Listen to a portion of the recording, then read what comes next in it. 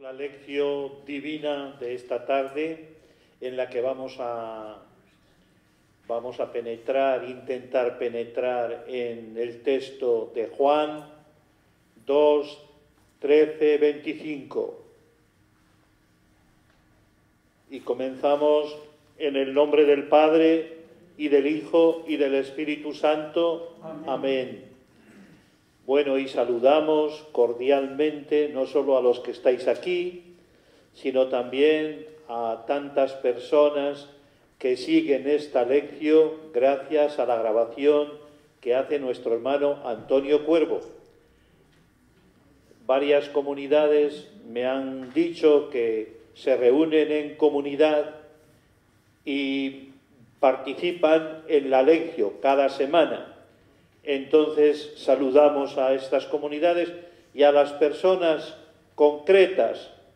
También un amigo que acaba de perder a su madre, nuestro amigo Fiu, también nos ha dicho que sigue semanalmente la lección divina. Bueno, pues para todos un saludo muy cordial. Y con todas las personas que seguimos esta lección a través del canal de Gonzalo de Cangas o también a través del CIPE, pues comenzamos invocando al Espíritu Santo, porque sin el Espíritu no podemos entender la palabra. Por eso le pedimos al Espíritu que ilumine nuestras mentes y nuestro corazón para que entendamos qué nos quiere decir hoy a nosotros esta palabra de Dios que vamos a escuchar.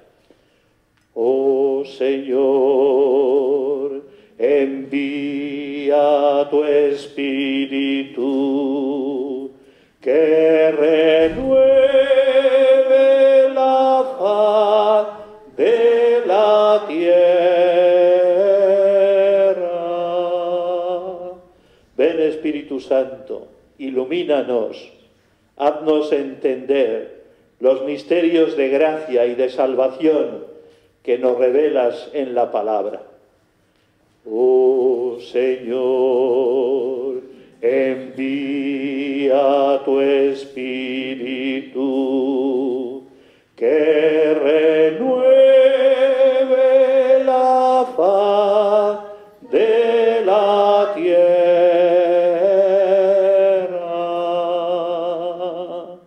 Bueno, y al acercarnos a la palabra, tratamos de motivarnos. La motivación es siempre esencial para todo en la vida. Para comenzar el día, para cualquier cosa, necesitamos motivación. Y la motivación es encontrar motivos profundos para hacer las cosas. Entonces también tratamos de buscar siempre algunas motivaciones. Y en este caso hemos escogido dos motivaciones, por si nos pueden ayudar. La primera es de San Efrén. Y decía San Efrén, ¿quién es capaz, Señor, de penetrar con su mente una sola de tus frases? ¿Quién es capaz de penetrar con su mente una sola de tus frases? Y decía, como el sediento que bebe de la fuente, pero deja la fuente, lo mismo nos pasa a nosotros, decía él, que nos acercamos a la palabra, pero es mucho más lo que dejamos que lo que tomamos. Esto explica que leyendo y meditando toda la vida la palabra de Dios siempre nos resulte novedosa y encontremos en ella tesoros de gracia y de bendición. Bueno, por tanto, ¿quién es capaz, Señor, de penetrar con su mente una sola de tus palabras? Qué expresión tan bonita de San Efrén. Y el otro texto que nos motiva es un texto del Papa Francisco, que nos escribió una carta que se titula Aperuit Illis, que significa les abrió el entendimiento. Se refiere a los discípulos de Maús que iban caminando sin entender, y él les abrió el entendimiento para que entendieran la vida y volvieran a Jerusalén. Bueno, pues en este texto, en esta carta a Peruit Ilis, dice esto tan bonito. Dice, la palabra pertenece, en primer lugar, al pueblo convocado para escucharla. Esto es precioso. La palabra pertenece al pueblo convocado para escucharla. ¿Y qué hace el pueblo escuchando la palabra? Reconocerse como pueblo de la alianza, como pueblo de amor en esa palabra. De tal manera que la palabra sería algo así como el espejo en el que el pueblo se mira y se descubre su identidad. Un pueblo que no escucha la palabra es un pueblo que va perdiendo las raíces, va perdiendo lo que es. Bueno, pues con estas dos frases de San Efrén y de la carta a Peruit Ilis, les abrió el entendimiento, pasamos un poquito a estudiar el contexto de este texto de Juan. Como habéis visto, después de haber estado unos domingos leyendo a nuestro amigo Marcos, que ya nos gustaba, íbamos entendiendo todo lo que nos iba diciendo cada vez más, bueno, pues aquí damos un salto y vamos a escuchar un texto del evangelista San Juan. Por tanto, ya perdemos un poquito el hilo de Marcos y entramos en San Juan. Bueno, y este texto que vamos a escuchar, que nos va a leer después, dentro de un ratito, nos lo va a leer nuestro hermano Julio, este texto de lo que hace Jesús en el templo, la expulsión de todos los mercaderes, etcétera, bueno, que ya veremos, este texto lo traen los 4 evangelistas. Bien es verdad que con una diferencia de colocación, porque los 3 evangelistas sinópticos colocan este hecho al final del camino de Jesús, cuando después de recorrer toda la Galilea, la Samaria, llega a Jerusalén y allí acontece esto del templo. Mientras que en este texto de Juan, que vamos a leer, Juan lo coloca al comienzo del ministerio de Jesús, de tal manera que quiere expresar que desde el principio la oposición fuerte de los judíos, que significa las autoridades con Jesús, va a estar presente desde el comienzo, cuando Jesús empieza a hablar y empieza a actuar. Por tanto, esto lo primero. Segundo, hemos visto en la Cuaresma, hemos visto ya 2 evangelios de Marcos. El primero nos hablaba, si recordáis, que seguro que sí, nos hablaba del desierto, el espacio del desierto donde Jesús es tentado, desierto. Después pasamos al monte Tabor, donde acontece la luz. Estos 2 evangelios nos han iluminado el camino hacia la Pascua. Pero en este evangelio de hoy se nos va a descubrir el sentido profundo del misterio pascual. Misterio profundo. Ante lo que Jesús realiza en el templo, se nos va a desvelar este misterio profundo. Por eso, este evangelio es un hito muy importante en nuestro caminar hacia la Pascua, que la Cuaresma es tiempo de preparación para la Pascua. Bueno, y tercera cosa, probablemente este acontecimiento tremendo que tiene lugar en el templo es lo que desencadena el juicio y la posterior ejecución de Jesús. Realmente este texto va a ser clave. Bueno, y dicho esto, con la invocación al Espíritu, la motivación y este pequeño excursus para hablar del contexto de este texto, Juan 2, 13, 25, pasamos a escuchar este evangelio que dice Julio que es muy intenso, muy hermoso. Vamos a escuchar. El Señor esté con todos vosotros. Y con tu espíritu. Proclamación del Santo Evangelio de nuestro Señor Jesucristo según San Juan.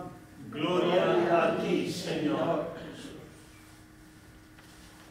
Se acercaba la Pascua de los judíos y Jesús subió a Jerusalén y encontró en el templo a los vendedores de bueyes, ovejas y palomas y a los cambistas sentados, y haciendo un azote de cordeles los echó a todos del templo, ovejas, bueyes, y a los cambistas les esparció las monedas y les volcó las mesas, y a los que vendían palomas les dijo: quitad esto de aquí, no convirtáis en un mercado la casa de mi Padre. Sus discípulos se acordaron de lo que está escrito: el celo de tu casa me devora. Entonces intervinieron los judíos y le preguntaron: ¿qué signos nos muestras para obrar así? Jesús contestó: destruid este templo y en 3 días lo levantaré. Los judíos replicaron: 46 años ha costado construir este templo y tú lo vas a levantar en 3 días. Pero él hablaba del templo de su cuerpo, y cuando resucitó de entre los muertos, los discípulos se acordaron de que lo había dicho y creyeron a la Escritura y a la palabra que había dicho Jesús.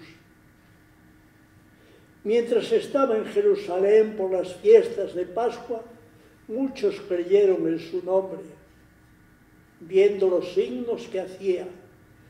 Pero Jesús no se confiaba de ellos, porque los conocía a todos y no necesitaba del testimonio de nadie sobre un hombre, porque él sabía lo que hay dentro de cada hombre. Hermanas y hermanos, esta es palabra del Señor. Gloria a ti, Señor Jesús. Bueno, pues después de haber escuchado esta palabra, que en boca de nuestro hermano Julio ya es una auténtica siembra en nuestro terreno, vamos a comentar brevemente algunas de las cosas de esta palabra por si os puede servir. Primero, comienza este texto diciendo que se acercaba la Pascua de los judíos. La Pascua de los judíos era la fiesta más importante del pueblo. Era la fiesta mayor. En esos días en torno a la Pascua, que recordaban, se celebraba el 14 o 15 del mes de Nisan, en torno al mes de marzo o mes de abril.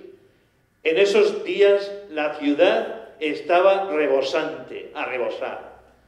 Imaginad alguna vez que os ha tocado, que nos ha tocado participar en una fiesta grande donde hay muchísima gente, donde se celebra algo importante. Entonces, en la Pascua se celebran las experiencias religiosas más fuertes que ha tenido el pueblo de Israel. ¿Qué experiencias más fuertes han sido? La liberación, cuando el pueblo se vio libre de la esclavitud y descubrió que pertenecía a Dios. Tú eres mi Dios y yo seré tu pueblo. Tú eres mi pueblo y yo seré tu Dios. Por tanto, en la Pascua estamos ante la celebración de la fiesta más importante del pueblo, que es una fiesta de liberación. Bien, y dentro de Jerusalén, que era un hervidero de gente, porque venían judíos de todos los lugares, era una fiesta impresionante. Bueno, pues dentro de la ciudad de Jerusalén, el centro lo ocupa el templo. Y el templo es símbolo de la memoria histórica de la comunidad. Toda la historia de salvación que ha tenido el pueblo está como simbolizada en el templo. Y en el templo, por tanto, al recordar a toda la historia de salvación de la comunidad, el pueblo entra en comunión con los antepasados y se forma una gran asamblea que alaba y bendice a Dios. Todos los que se reúnen se sienten amados por Dios. Bueno, por tanto, una fiesta fundamental, la más grande, dentro de Jerusalén, el templo, y el templo como expresión máxima, como la institución suprema del pueblo de Israel. El templo como signo de la presencia de Dios. Bueno, esto es muy importante. El templo es signo de que Dios está en medio de su pueblo. Por eso, el desconcierto tremendo del pueblo, cuando una de las señales de identidad de este pueblo, como es el templo, pues será destruido, ¿verdad? Es destruido. Bien. Entonces, el templo, signo de la presencia de Dios. El templo ha sido la continuación de otro lugar de la presencia de Dios, que ha sido en la historia del pueblo de Israel, la tienda del encuentro.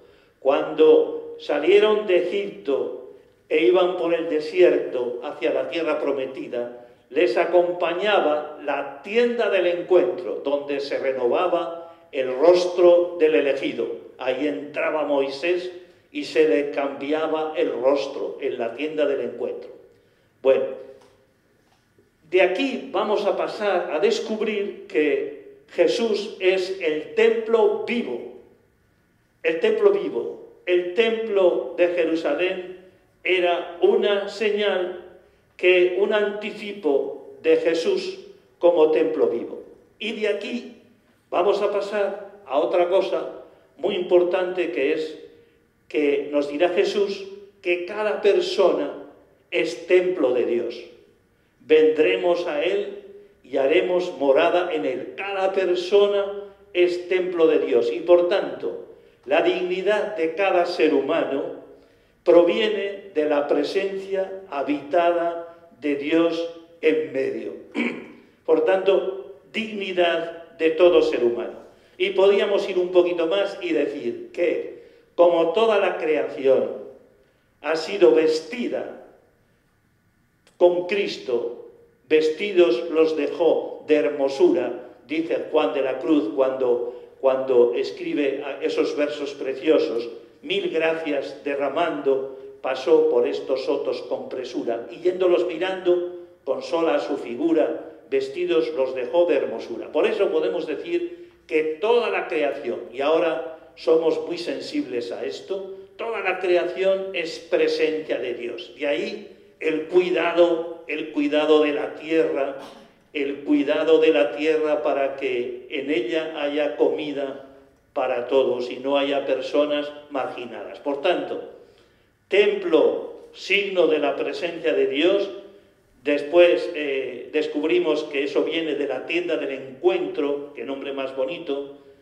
Jesús, templo vivo, cada uno de nosotros, morada de Dios, templos vivos de Dios, y toda la creación también morada de Dios, porque vestida la ha dejado el Señor de su hermosura. Bueno, entonces el templo vemos que es todo, es un centro económico, porque al templo y a las fiestas del templo, como venían judíos de todos los sitios, hacían sus ofrendas y por tanto el poder económico del templo era impresionante. De tal manera que los romanos sabían esto y por eso al sumo sacerdote de alguna manera lo elegían los romanos.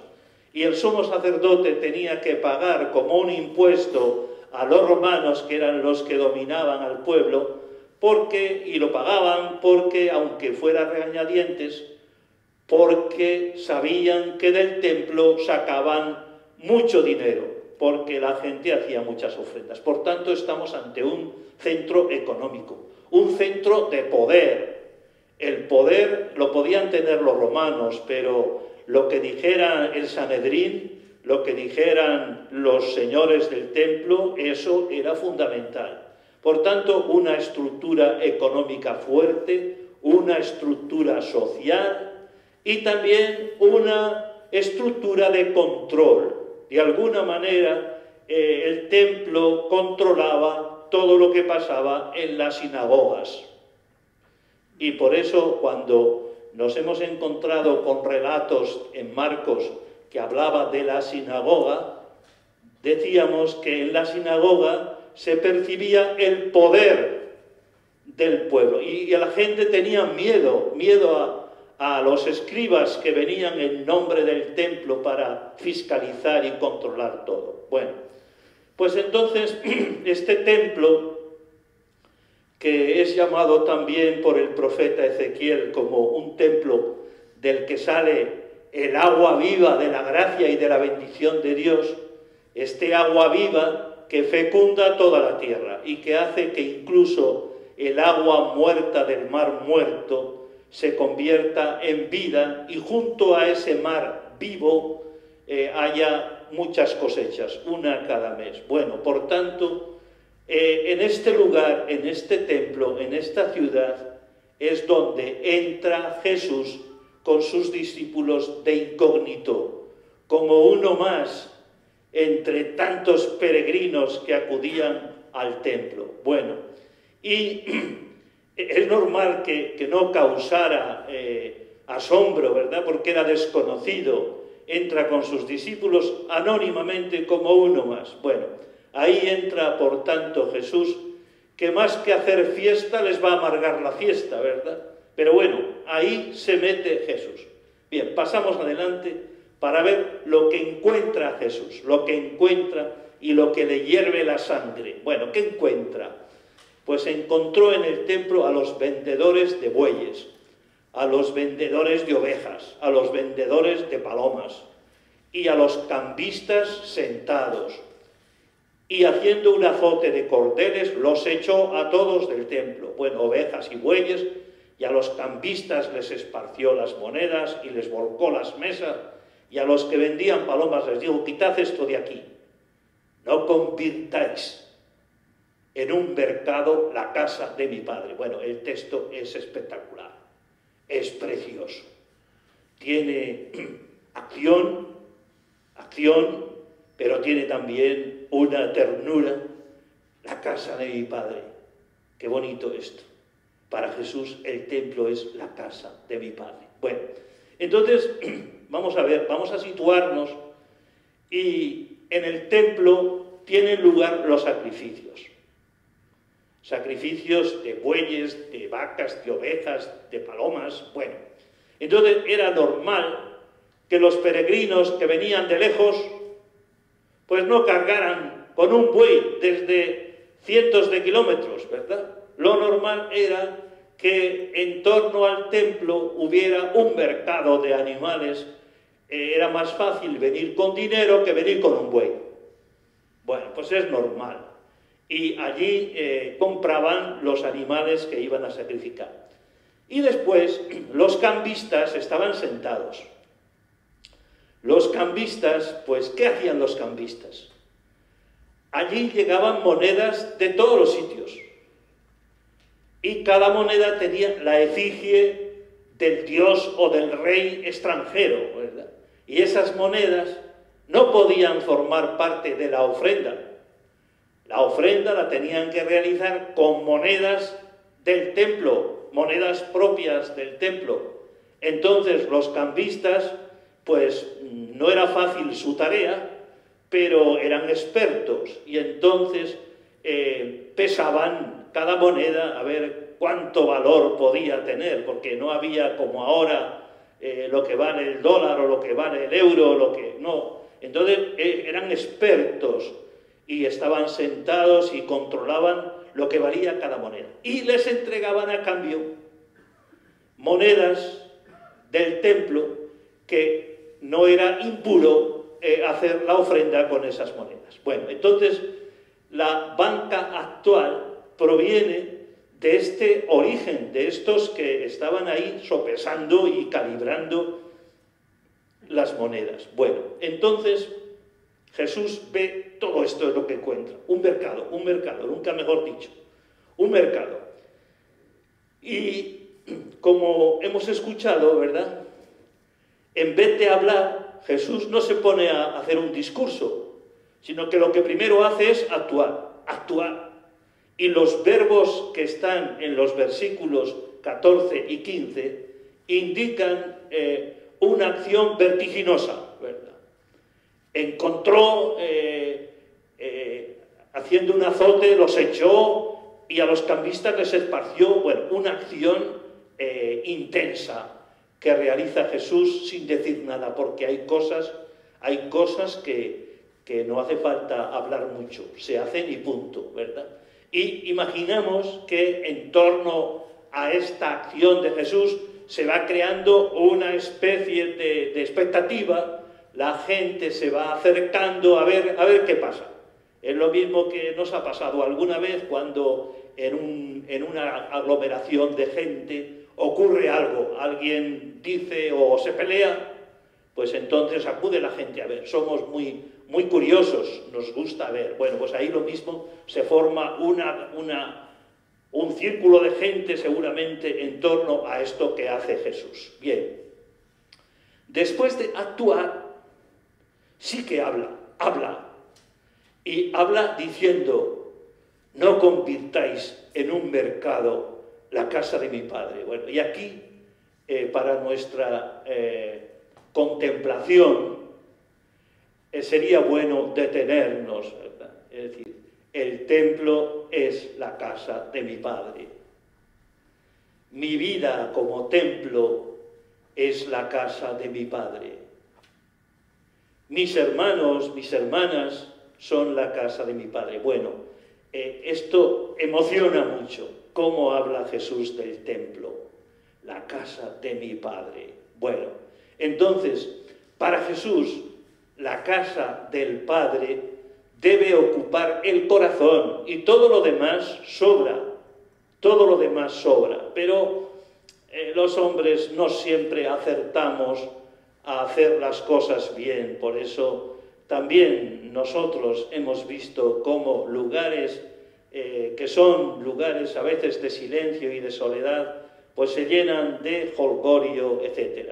De tal manera que Jesús ve que el templo, que es la casa de mi Padre, se ha profanado.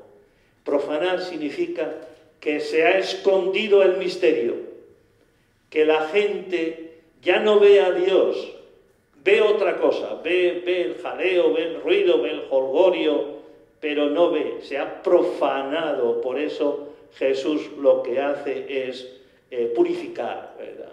No permanece indiferente ante lo que ve. Jesús llama a Dios mi Padre, mi Padre. Precioso esto para nuestra oración. Y llama al templo la casa de mi Padre. Bueno, por tanto, el templo no es un mercado. Yo creo que, bien, por aquí va. Y aquí viene como una especie de comentario del evangelista, ¿verdad? Interrumpe la acción de Jesús y los discípulos que acompañan a Jesús, de los discípulos, dice el evangelista, dice, sus discípulos se acordaron de lo que está escrito: el celo de tu casa me devora. Bueno, esto es también muy interesante, porque el celo de tu casa me devora es un versículo del Salmo 69, en concreto Salmo 69:10. Y en el Evangelio de Juan aparece citado 3 veces este salmo. Y este salmo lo que intenta es iluminar, ayudar a entender la pasión. Este salmo, que en el origen es la súplica de un inocente perseguido, va a ayudar a iluminar lo que le ha pasado a Jesús. Por eso los discípulos se acordaron de lo que está escrito: el celo de tu casa me devora. ¿Qué significa esto? el celo de tu casa me devora. Pues que el celo de tu casa me devora significa que me lleva a la muerte. El celo de tu casa me lleva a la muerte. Bueno, en fin, por aquí va. El hecho de que vaya a la muerte Jesús me devora, significa esto. Me devora, me mata el celo de tu casa. Si no hubiera tenido celo por la casa del Padre, pues podía haber sido un peregrino más que entra ahí en la fiesta. Bueno, entonces, este me devora, este me mata, indica, nos hace preguntarnos por esto. ¿Por qué muere Jesús? ¿Por qué muere Jesús?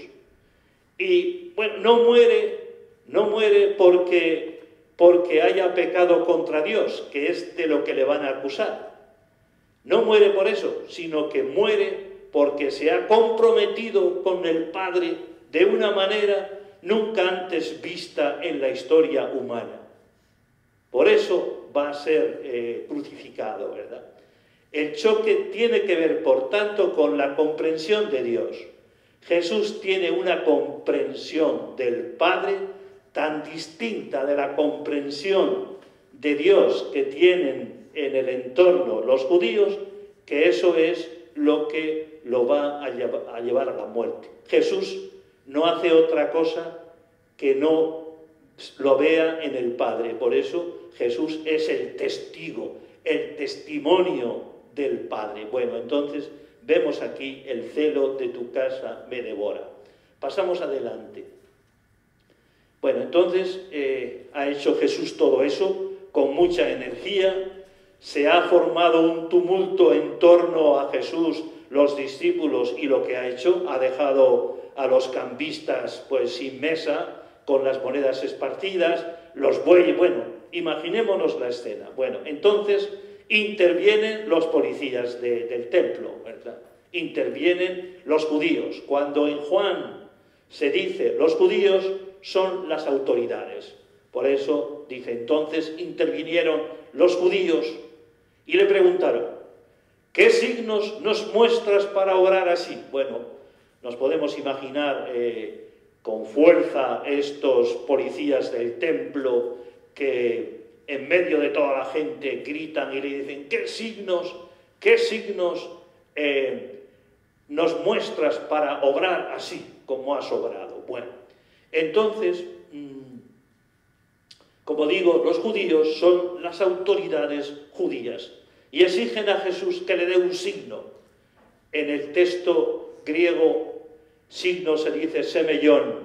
Le piden signo, para entender lo que ha hecho. Bueno, entonces le piden una prueba milagrosa que garantice su fe en lo que ha hecho Jesús, que lo explique. Bueno, y no les vale la explicación que ha dado Jesús, porque Jesús ya ha explicado por qué ha hecho eso, ya lo hemos visto.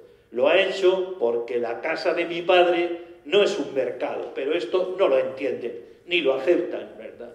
Y quieren que siga siendo un mercado, porque, entre otras cosas, de eso vivían, pues, todos los del templo, ¿verdad? Bueno, entonces, le piden más pruebas, ¿verdad? Le piden más pruebas. Es curioso, cuando estaba preparando esto, es curioso cómo ante Jesús, ante los signos que hace Jesús, ante cómo muestra Él lo que hace y por qué lo hace, hay personas que creen y personas que lo rechazan. Pero es que esto no solo pasó en tiempo de cuando se escribe el Evangelio, cuando sucedió esto, sino que sigue pasando hoy día realmente, como Jesús, después de 2000 años, sigue enamorando a muchas personas, entre las cuales estamos, pero hay otros muchos que tienen un rechazo visceral a Jesús, ¿verdad? A veces lo expresan en un rechazo contra la Iglesia, pero en el fondo es un rechazo contra Jesús. ¿Por qué? Bueno, lo dejamos ahí como un interrogante. Bueno, y entonces aquí viene el texto fuerte, profundo, más intenso de este Evangelio. Porque dice Jesús contestó a estos que le preguntan ¿qué signos muestras? Y contestó: destruid este templo y en 3 días lo levantaré. Los judíos replicaron, y aquello pues debió de causar risotadas en algunos, ¿verdad? Porque parece que le responden con una respuesta tumbativa, ¿verdad? Porque los judíos le replicaron: 46 años se ha tardado en construir este templo y tú lo vas a levantar en 3 días. Bueno, imaginaos las risotadas, ¿verdad? A ver, parece que ya le habían cazado en la trampa a Jesús. Bueno, entonces aquí nos encontramos porque Jesús dice: destruid este templo, y los otros dicen: pero ¿cómo vas a destruir y levantar un templo que tardó 46 años en construirse? Bueno, en tiempos de Salomón. Bien, y aquí hay una cosa que en el Evangelio de Juan se llama malentendido joánico. ¿Qué significa esto? Significa que están hablando varias personas, pero uno entiende una cosa y el otro entiende lo contrario, ¿verdad? Estos son los malentendidos joánicos. En el libro del Principito, que todos seguro que habéis leído, se dice que las palabras son fuente de malentendidos. Parece que las palabras aclaran, pero muchas veces cada uno las entiende a su manera. Entonces esto pasa con Juan. Pasa con Juan en distintos sitios. Por ejemplo, en el episodio de Nicodemo, Jesús hablará de nacer de nuevo, de nacer del Espíritu. Pero Nicodemo entiende: ¿cómo puede un hombre viejo volver otra vez al vientre de su madre y nacer? Están hablando de cosas distintas. O por ejemplo, en el encuentro que tiene Jesús con la samaritana, están hablando del agua. Jesús habla del agua viva, pero la otra entiende el agua del pozo. Bueno, y ahí hay un malentendido que ayuda a profundizar más en el texto. Y lo mismo también pues con los maridos, etc. Bueno, entonces en el Evangelio de Juan aparecen en varios encuentros los malentendidos joánicos, que así se llaman, ¿verdad? Que una misma palabra suscita. Bueno, entonces aquí lo vemos claro, ¿verdad? Lo vemos claro. Jesús entiende el templo de su cuerpo, como luego veremos, pero los judíos entienden el templo que están viendo, el templo de piedra, el templo que llamaba la atención a todos los que acudían. Bueno, entonces, esto que ha dicho Jesús, fijaos, o sea, Él les dice, les da una prueba, que la prueba que le han pedido es la siguiente. Antes Jesús ha utilizado la violencia para echar del templo aquello que profanaba el templo y lo convertía en un mercado. Pero Él les dice: vosotros ahora vais a utilizar la violencia conmigo y me vais a matar, pero el Padre que tiene la última palabra es el que me va a levantar. Por eso la meta del camino de Jesús es la muerte, pero la última palabra va a ser levantarlo y resucitarlo. Y además es como si Jesús les dijera: por mucho que no entendáis las señales, no me vais a impedir que yo, en nombre del Padre, entregue mi vida hasta el extremo, ame hasta el extremo.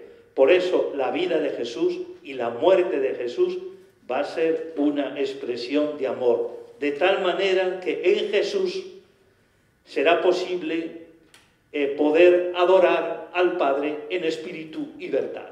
Bueno, bien, Él hablaba, por tanto, dice el texto, del templo de su cuerpo. En el cuerpo de Cristo se visibiliza ahora la presencia de Dios, y en el cuerpo de Cristo, en Cristo, acontece la verdadera adoración en espíritu y verdad. Y todos los símbolos del templo y de las celebraciones, todos dicen relación con Cristo. Por ejemplo, el altar. Jesús será el altar, el ambón, las ofrendas, la comunidad. Todo adquiere sentido pleno con Cristo.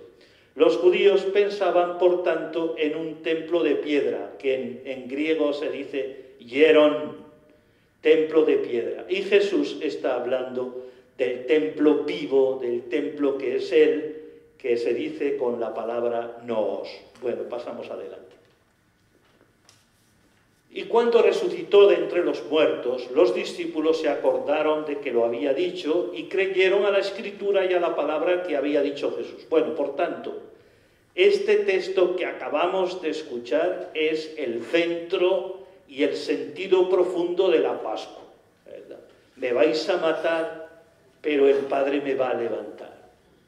Esta es la señal que Jesús les da a los judíos, a las autoridades. Bueno, y entonces, cuando resucita de los muertos, los discípulos se acordaron de que lo había dicho y creyeron a la Escritura y a la palabra que había dicho Jesús. Bueno, los discípulos son los que acompañan a Jesús.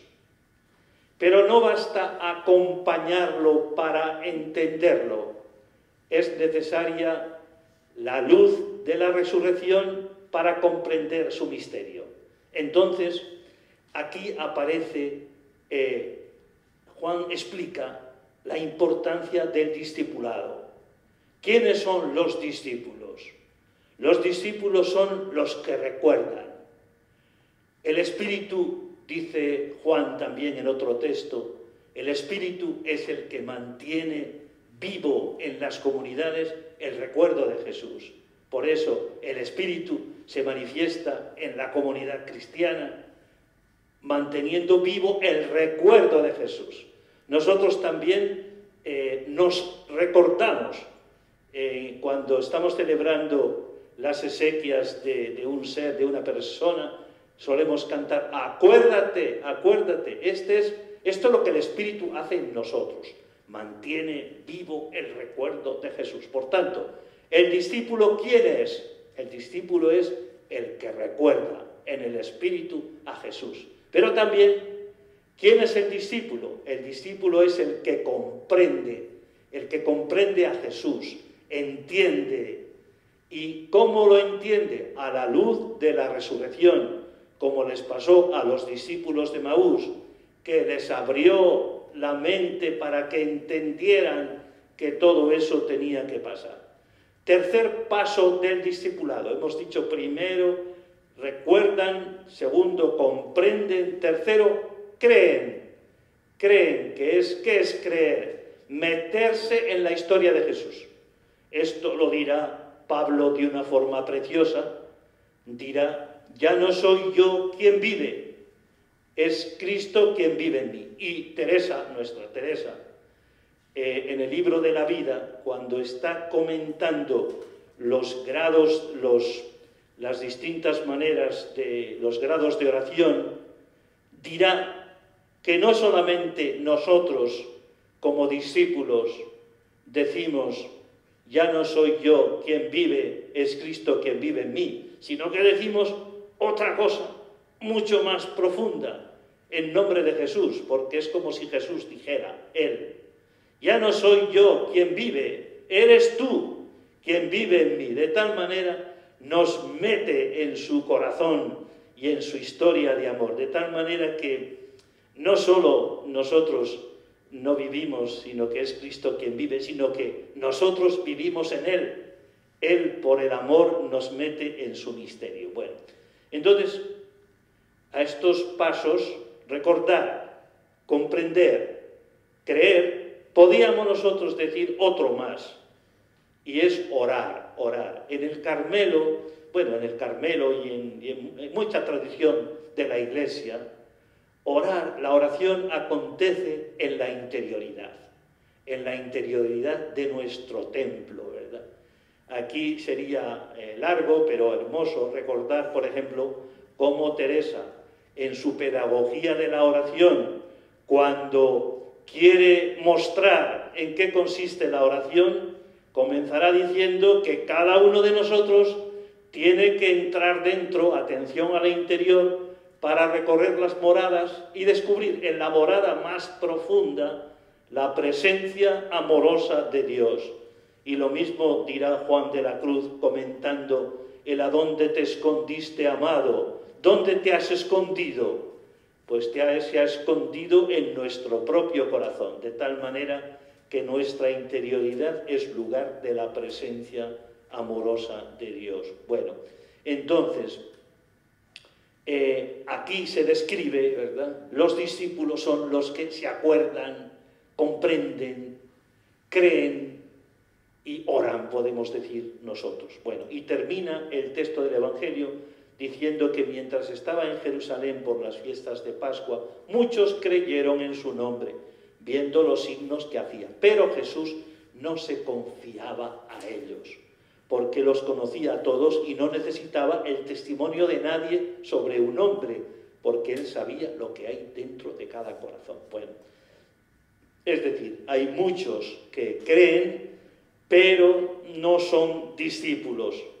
Es una fe, nos acordamos, por ejemplo, de la semilla sembrada entre piedras o entre zarzas, que crece primero mucho, pero después, cuando vienen las pruebas y las dificultades, esa semilla se agosta y se seca. Por eso hay muchas personas impresionadas por lo que Jesús realiza, pero no han dado el paso para ser discípulos, es decir, para meterse en la vida de Jesús y decir como Teresa, juntos andemos, Señor. Bueno, precioso como lo dice Teresa o como lo dice Juan de la Cruz. Pues ya si en elegido era la plaza pública donde antes estábamos, dice, pues ya si en elegido de hoy más no fuere vista ni hallada, diréis que me he perdido, que andando enamorada me hice perdidiza y fui ganada. Precioso esto de Juan de la Cruz. Bueno, entonces después de este breve comentario, ¿verdad?, que hay mucho, es inacabable, ¿verdad? Ya decía San Efrén, cómo con nuestra mente vamos a entender una sola de las palabras. Bueno, bebemos, pero queda muchísima agua en la fuente. Bien, pues después de esto vamos a hacernos 3 preguntas por si nos pueden ayudar. La primera, ¿qué consecuencia tiene este texto que hemos comentado, del que estamos haciendo lección, para nuestra vida como discípulos? ¿En qué sentido renueva nuestro discipulado, nuestro seguimiento de discípulos misioneros? Bueno, ¿cómo lo hace? Segundo, ¿cómo vemos nuestro cuerpo? ¿Cómo tratamos a nuestro cuerpo? ¿Cómo lo cuidamos? ¿Es un espacio de presencia amorosa de Dios? ¿Cómo nos entendemos? ¿Cómo entendemos a nuestro cuerpo? Ciertamente que lo cuidamos yendo a los médicos, de acuerdo. Que lo cuidamos buscando ahora la vacuna, de acuerdo. Pero aquí se trataría de algo más profundo. ¿Cómo entendemos? ¿Entendemos nuestro cuerpo como una morada del Espíritu, como un lugar santo? ¿Cómo lo cuidamos? ¿Cómo lo atendemos? ¿Cómo vemos el cuerpo de los demás? Bueno. Y tercera, ¿cómo reaccionamos ante la trata? La trata, ya sabéis que es pues el tráfico que se hace con seres humanos, sobre todo con niñas jóvenes y con niños jóvenes. ¿Cómo reaccionamos cuando el templo de la dignidad y de la belleza donde Dios vive es profanado? ¿Qué suscita esto en nosotros? ¿Cómo reaccionamos, verdad? Bueno, el día 18 de este mes, jueves, va a venir aquí a hablarnos, y estáis invitados todos, va a venir a hablar a los que quieran de nuestra comunidad, pero también a los que queráis de vosotros y vosotras, porque sois, como ya he dicho otras veces, nuestra comunidad ampliada. Esta comunidad no está formada solo por frailes sino que está formada también por todos vosotros. Bueno, entonces va a venir aquí por la tarde a las 5:30 a hablarnos de este tema, de lo que hacen las adoratrices aquí en Burgos, ¿verdad?, que trabajan por sensibilizar y por luchar contra la trata, ¿verdad? Vendrá Consuelo, seguramente, que es una de las adoratrices. Estáis invitados el día